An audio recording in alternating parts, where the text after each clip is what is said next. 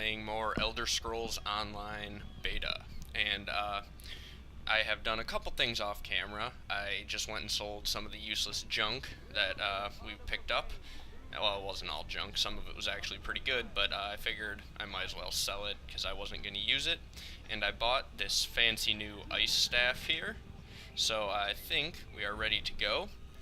And basically, what I'm going to do now is I'm going to go talk to the Prophet, do the main quest line a little bit more, and so we can see a little bit of that at least. I've been kind of bouncing around, doing a little bit of everything, just to give you guys kind of a feel for it, and to also get to experience it myself. Could do some more random side quests, talking to a lot of these people, I'm sure, but let's just focus on finding where the Prophet is, because I think he's somewhere around here. We heard like his voice in our head at one point and just kind of ignored it because I couldn't quite hear what he said. I think that was somewhere over here. So, with that in mind, we follow our quest marker. Sprint if we can. Oh, hey, there he is. What do you know? Right on schedule, the Prophet. There you are, message. We must speak at once. Hello, Prophet. Listen well. I have located a safe harbor from which we might plan our course of action. You must meet me there. Alright, where is this safe harbor? I woke upon a sandy shore, a stretch of beach outside a bustling city of elves, Vokelga. The Harborage is in a seaside cave outside the city. It is there that you will find me. Alright, so the city we're in now is where he woke up, and we gotta go find him in a seaside cave. Alright, so he's off this way. Let's go find the Harborage.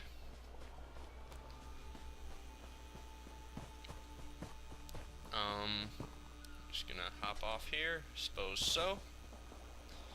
And this is probably going to be something a little bit more on our skill level. Last time I had a little bit of trouble, a couple deaths and whatnot. If you noticed as well, my inventory, I had this that I completely forgot about to use, so I could have saved myself a little bit of work there when I was scrambling for potions and waiting for it to waiting for me to be able to take another one, because you can't spam potions. So I could have done a little bit better, but you know, it's alright. Here we got a cool shot of the Prophet right there. It's pretty awesome. He looks like a total badass. Some magical spell in the background. I'm guessing that's when we were leaving Cold Harbor. That's what that's supposed to be. Alright, here we go. Just wait for the loading screen. There it is.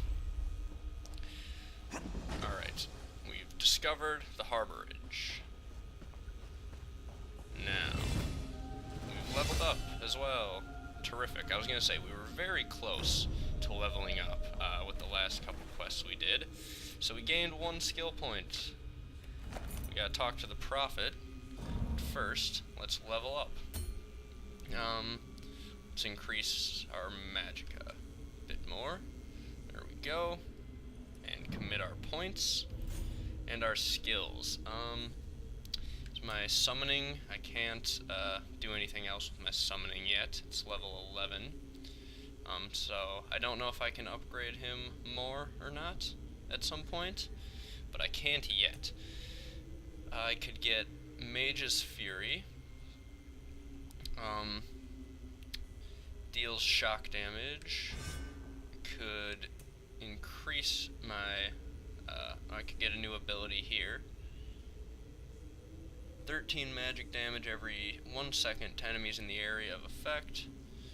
Or, are these things that I can get? Yes, I could. I could get, what do I have on anyway? Heavy armor or light armor? I don't actually know.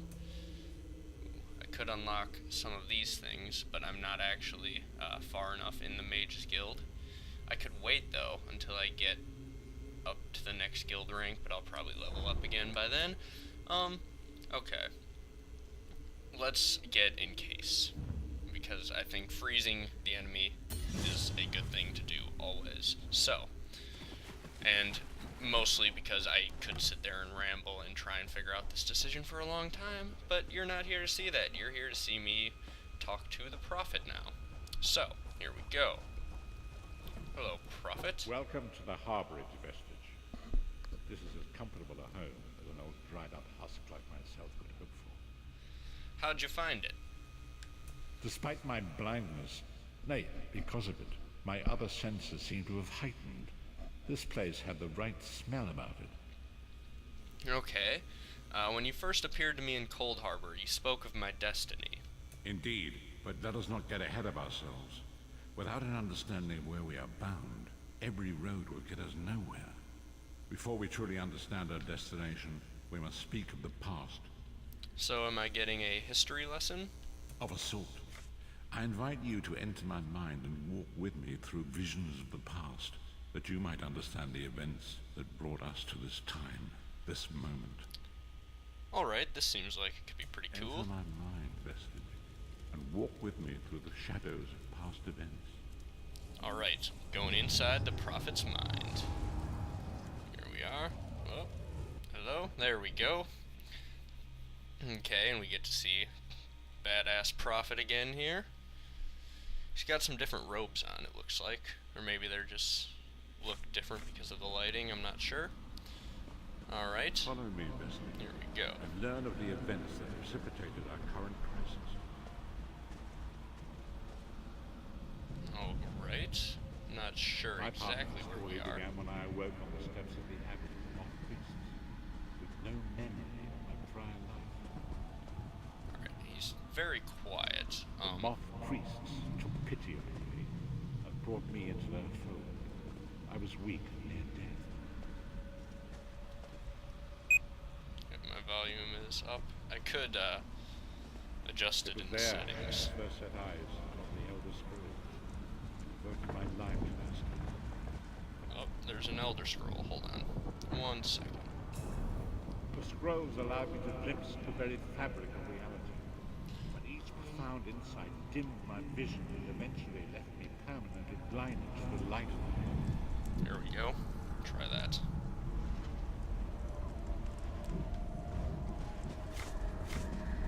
Alright, now maybe we can hear him a little bit better. The prophecies of the Elder Scrolls are a fluid, living thing. They are not fixed. At many points throughout history, the actions of heroic mortals have rewritten them. Okay, so what does that have to do with me?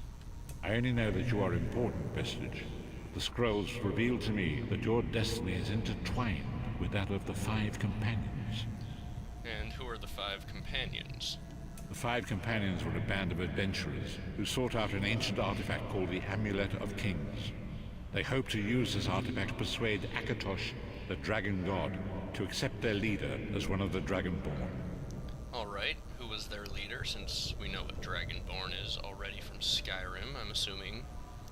Baron Aquilarius, the son of Colobian Duke, who led a rebellion against the Emperor Leovid and took the crown himself. Alas, Veron was not truly a dragonborn, as those who sit upon the ruby throne must be, in accordance with tradition. Alright, go on. You have already heard enough babbling from this old blind fool. It is time you met the Five Companions yourself and witnessed their fate. Alright, here we go. Hopefully everything's not super loud now that I turned that The first sound up. companion, Lyris Titanborn, daughter of giants, was the mightiest warrior in the service of the Emperor. Next, Abnafar, a powerful sorcerer, Grand Chancellor of the Imperial Elder Council. The Red Guard Swordmaster, Sai Sahan, leader of the Imperial Dragon. Moonstaff right there.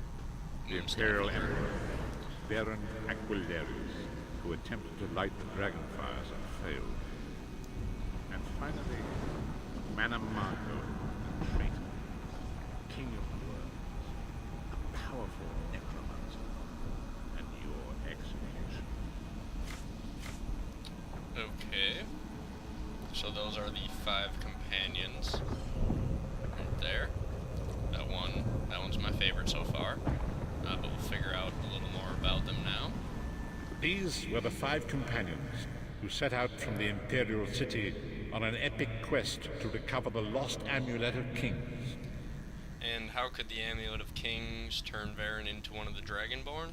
Marco convinced Varen that the amulet could be used to perform a ritual that would rekindle the dragonfires. He claimed this would please Akatosh and entice him to adopt Varen as one of the Dragonborn. And why did Varen want to be Dragonborn? By tradition, only the Dragonborn can lay claim to the Ruby Throne and rule as the one true Emperor by divine right. Varen conquered Cyrodiil and took the throne, but unless he became Dragonborn, he feared he'd always be thought of as a pretender. Okay. So tell me about the other companions for now. Let's do that. Each of the 5 companions were chosen for their skill and courage, and each was given a special role to perform in the party. Who would you like to know more about? Let's learn about Lyris Titanborn. You've already met Lyris. She's a Nord warrior from the frozen lands of Skyrim to the north, and it is said that her family lineage contains the blood of giants. Varen chose her for her strength and her loyalty to be his personal bodyguard. Alright, let's learn about Sai Sahan. Sai Sahan came from a long line of Redguard swordmaster nobles. He was the leader of the Dragon Guard, the security detail of Varen and the Elder Council. While Lyris was Varen's bodyguard, Sai was charged with protecting the entire group. Alright, what about Abner Tharn? The Tharns are one of the most influential families in Cyrodiil. Abner, their patriarch, is the leader of the Elder Council, a powerful battle mage and a shrewd politician. With his council, Varen was able to seize the Imperial throne years before. Alright, and what about Manamacro? Manamako the traitor, the great enemy, the most powerful necromancer this world has ever known. His worm cult infiltrates and corrupts every corner of Tamriel. It was he who convinced Varen to perform the ritual you are about to witness. And what happened when they performed the ritual? Disaster, war, and pestilence. A world brought to its knees. Now watch and see how one man's arrogance brought about the greatest threat our world has ever known. Alright, let's check that out. Over this way, it looks like. Here they are. Stand back and let them conduct their ritual. The Dragonfire Brazier. Manamako. It will Certain this work, will my work. liege. The Amulet of Kings will rekindle the dragon fires and ensure your rightful place as Emperor. You have my word. It better work, Manamako, or you'll find your neck at the business end of my axe. My lord, I wonder if you'd muzzle your half-giant pet. She really is annoying. Enough, both of you. We are here to ensure my lord's rightful claim to the Ruby Throne. Abner, begin the ritual. I have a destiny to fulfill. Alright, here we go. By the lighting of the dragon fires, I claim my rightful lineage. By the fires of creation, let me be reborn. By the will of Akatosh, I proclaim myself Dragonborn.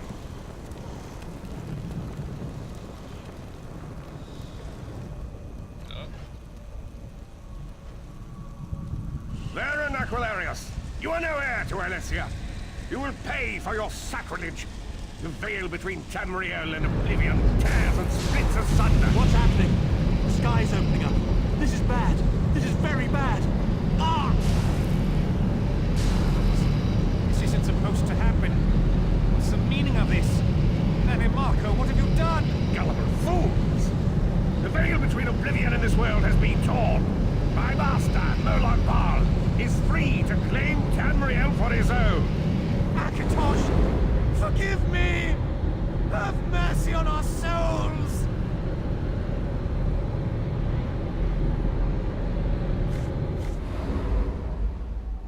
Okay.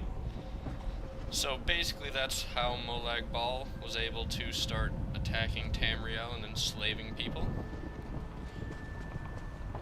The ritual tore the veil between Nairn and Oblivion, allowing Manimarco to begin stealing the souls his master needed to power the Dark Anchors and initiate the plane melt. And what went wrong? Akatosh gave Alessia the Amulet of Kings as a symbol of his covenant with Nairn. So long as the amulet remained in the care of Alessia's heirs and the dragon fires remained lit, Tamriel would be protected from the Daedra. And what happened next? Manimarco tricked Varen into breaking the covenant, and the veil between Oblivion and Nairn was torn. The Elder Scrolls named this event the Soul Burst. It gave Molag Bal the opportunity to disconnect the souls of Nairn from their hosts. Alright, what happened to the other companions? Varen was lost.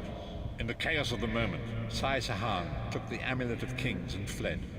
Leris was captured by Manimarco and delivered to Cold Harbor, the realm of Molag Bal. Which would make sense. That's why we met her in the beginning when we were in Cold Harbor. And what about Abner, Tharn, and Manimarco? Tharn remains Chancellor of the Elder Council, and his daughter Clivio rules as Empress Regent. But the true power remains in the hands of Manimarco and his worm cult. Okay, and how did you end up in Cold Harbor? When I discovered the truth about the 5 companions, I made subtle inquiries, but apparently not subtle enough. Manimarco got word of my interests and abducted me. He took me to Cold Harbor, where I remained a prisoner until you freed me. They saw you as a threat? The truth is always a threat to evil men. Manimarco feared I would reveal his treachery, and if knowledge of Nairn's vulnerability were to become known, it could threaten his master's schemes. Molag Bal does not favor loose ends. Walk with me. Alright then. Follow the prophet again. Long ago was written, so long as the Amulet of Kings was borne by Alessia's heirs, Tamriel would be protected from the forces of Oblivion. But the Soul Burst tore the veil between worlds and gave Molag Bal the opportunity he desired. Molag Bal's dark anchors pierced the torn veil and seemed to draw Nairn into the depths of Cold Harbor. These terrible engines of destruction throughout Tamriel. Oh, there's the prophet.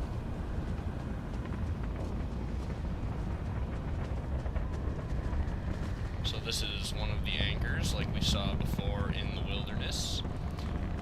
And that was a special event where anchors will actually come down and attack, I'm pretty sure. Pretty sure that's how that works. If the Lord of Brutality and Domination is successful, he will merge our world and his own in a terrible plane meld. Few will survive the ordeal, and those that do will be enslaved for all eternity. Alright. And so it falls to us, Vistage. We must stop Molag Bal and his dark anchors, or our world is doomed. And now history seems to have caught up with us. Shall we return to the Harborage? First, I want to see if I can... Nope, I can't get across there to get a closer look, and I don't want to fall off of this, because that seems like a good way to die. So, take a look around at least.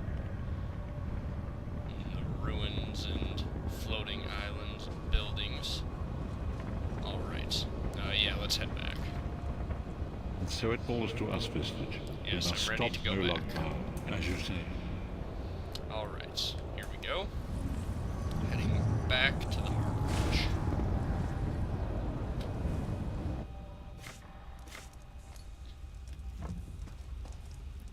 And so it begins. The remainder of the story has yet to be written. It is your story now. You've given me a lot to think about. And there is so much to do. But know this, you will not walk this path alone. So, what's our next move? We must grow in strength and in numbers.